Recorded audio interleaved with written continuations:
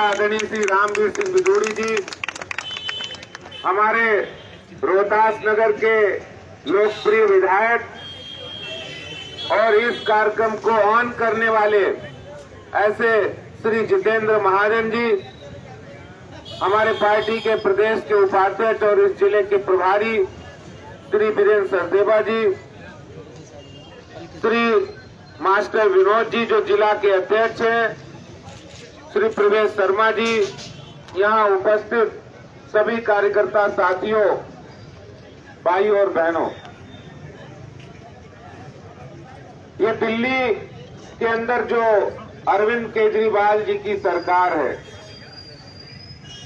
मैं अभी सुबह द्वारका के अंदर एक कार्यक्रम में था और वो कार्यक्रम शहीदी दिवस के उपलक्ष्य में किया गया था।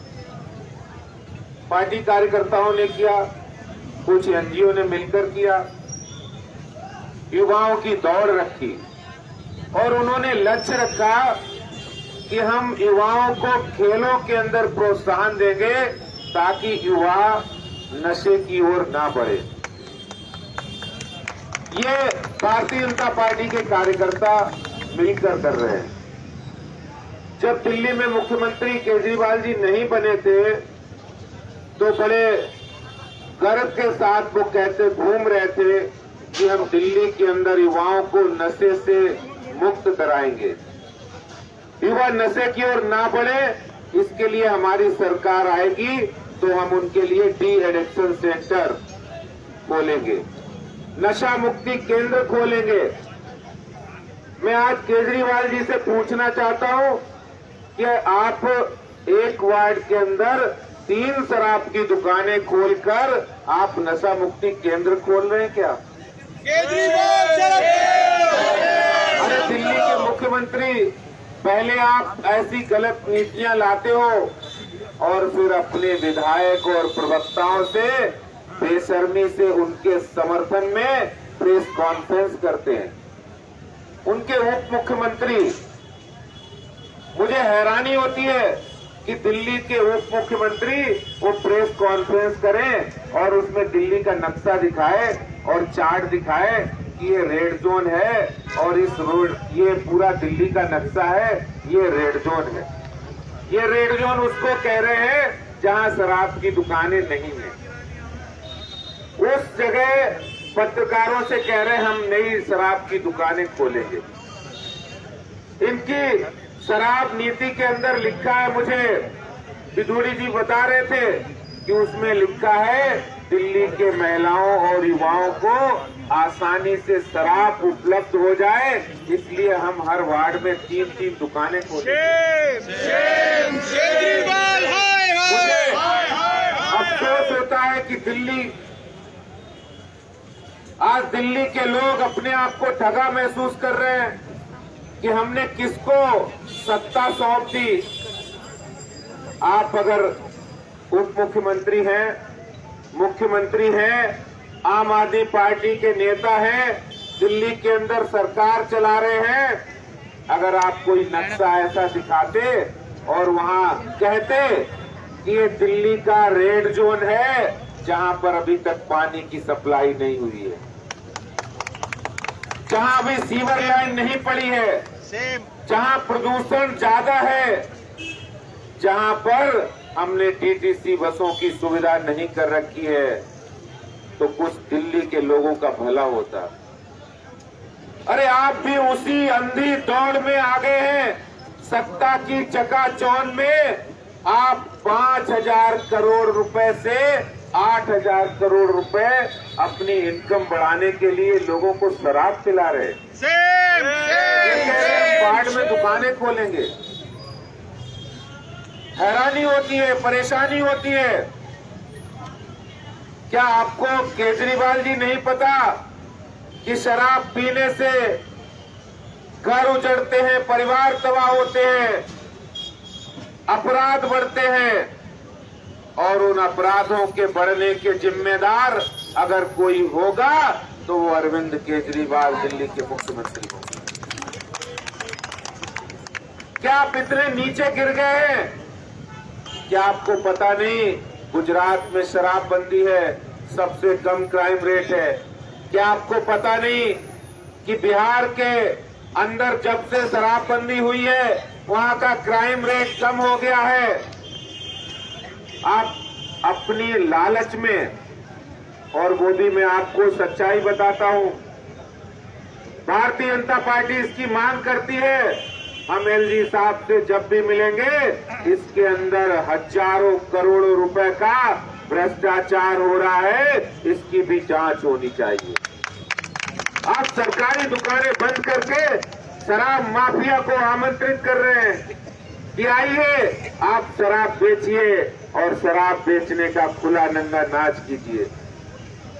ये हजारों करोड़ रुपए के घोटाला जो दिल्ली के अंदर आम आदमी पार्टी कर रही है, और वो भी क्यों कर रही है, क्योंकि अब केजरीवाल की रात को सोते हैं तो पूरा देश उन्हें दिख रहा है कि किस तरह से हम पंजाब में, हरियाणा में, उत्तर प्रदेश में, उत्तराखंड में अपनी आम आदमी पार्टी की सरकार बनाए। और इसके लिए पैसा कहां से आए, तो ये पैसा कहां से आए, इसलिए शराब माफिया को आमंत्रित किया है। अरे शर्म आनी चाहिए केजरीवाल जी, जो आप ये नीतियां शराब बेचने की नई पॉलिसी बनाई है, इससे दिल्ली के अंदर आप भ्रष्टाचार को बढ़ावा दे रहे हैं। अभी भी बहुत सी जगह दुकानें स्कूल की बाउंड्री के साथ हैं। मैं आपको वार्निंग देता हूं, चेतावनी देता हूं, भारतीय जनता पार्टी की ओर से आने वाले समय के अंदर हमारे प्रदेश के अंदर, दिल्ली के अंदर जगह जगह पर हमारे महिला संगठन, महिला मोर्चा, जगह जगह हम प्रदर्शन करेंगे और आपकी शराब बेचने की नई नीति का जमकर विरोध करेंगे। और एलजी साहब से जब हम लोग मिलेंगे तो एलजी साहब से कहेंगे कि आपको इस शराब बेचने की नई पॉलिसी रद्द कर देनी चाहिए, इसमें भ्रष्टाचार है, इसकी जांच होनी चाहिए। अध्यक्ष जी संघर्ष करो, हम तुम्हारे साथ हैं। अध्यक्ष जी संघर्ष करो, हम तुम्हारे साथ हैं। मैं केजरीवाल जी से पूछना चाहता हूं, क्या इसीलिए वो दिल्ली में अपना राज इसलिए बनाना था? क्या इसीलिए वो संसद में जो लाए गए अमेंडमेंट बिल का विरोध कर रहे हैं कि मनमर्जी करे, मनमानी करे और मनमानी का शासन हो, कोई लगाम नहीं हो और इस तरह लोगों को शराब पिलाओ? आज आप शराब पिला रहे हैं, कल जब हमारे युवा वर्ग शराब के नशे में अपराध करेगा तो उसका जिम्मेदार कौन होगा? और आपको ये भी पता है कि जब शराब, कोई भी घर का माँ बाप नहीं चाहता उसका बेटा शराब पिए, शराबी बने, और एक सरकार होकर आप ऐसी नीति ला रहे हैं, इससे तो मुझे ऐसा लगता है कि दिल्ली के अंदर आपकी आंखों में सिर्फ एक ही बात है, पैसा पैसा पैसा। वो पैसा आम आदमी पार्टी के फंड के लिए, वो पैसा दिल्ली सरकार के लिए, और वो पैसे का इस्तेमाल आप अपनी राजनीतिक महत्वाकांक्षा के लिए करना चाहते हैं। मैं अभी आ रहा था तो रास्ते में मैं आम आदमी पार्टी के नेता का भी प्रेस कॉन्फ्रेंस चल रही थी, उसमें बयान सुन रहा था। बोले ये बीजेपी के लोग इस नई शराब नीति का विरोध कर रहे हैं। बोले 21 साल तो पूरे देश में उम्र है, कई राज्यों में है। अरे मैं केजरीवाल जी, आम आदमी पार्टी से कहना चाहता हूँ, कई राज्यों ने तो बहुत तरक्की भी की है, वहाँ नए स्कूल खोले गए हैं, सड़कें भी बनी हैं, लेकिन आपने वो काम नहीं किया है। आप शराब बेचने वालों की जो उम्र सीमा है जिनको बेची जाएगी, वो तो आप घटाने में उनकी शरीकत कर रहे हैं, लेकिन जो हर वार्ड में 3-3 दुकानें खोलकर आप लोगों को, युवाओं को और नए नए हमारे लड़कों को, बच्चों को जो शराब के नशे में धकेलने की तैयारी कर रहे हो, उनको अपराधी बनाने की तैयारी कर रहे हो, उसके जिम्मेदार भी आप ही होंगे, उसके जिम्मेदार आप ही होंगे। मैं अभी 4 लाइन में आते आते सोचा है मैंने, और मैं वही आपके बीच में कहकर अपनी बात खत्म करूंगा कि डुबा दी केजरीवाल जी, डुबा दी दिल्ली दारू में, डुबा दी दिल्ली दारू में, पर पानी तुम न दिला पाए, पर पानी तुम न दिला पाए, ठेके तुमने बढ़ा दिए पर स्कूल एक भी न बना पाए,